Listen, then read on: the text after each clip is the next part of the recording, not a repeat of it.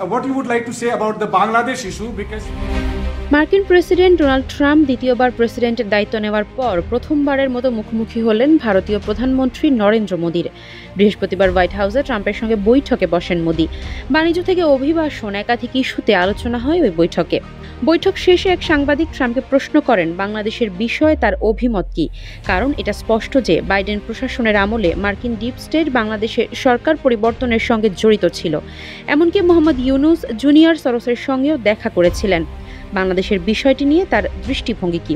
রান্নায় আমার ভালোবাসা Jamuna gas stove. Jamuna gas stove, আধুনিক, নিরাপদ ও দীর্ঘস্থায়ী। জবাবে ট্রাম্প বলেন এক্ষেত্রে তার ডিপ স্টেটের কোনো ভূমিকা ছিল না। এটি এমন একটি বিষয় যেটা নিয়ে প্রধানমন্ত্রী নরেন্দ্র মোদী দীর্ঘদিন ধরে কাজ করছেন এবং সত্যি বলতে শত শত বছর ধরে এই বিষয়টি নিয়ে কাজ চলছে, কিন্তু তিনি এটা প্রধানমন্ত্রী মোদীর উপর ছেড়ে দিতে চান।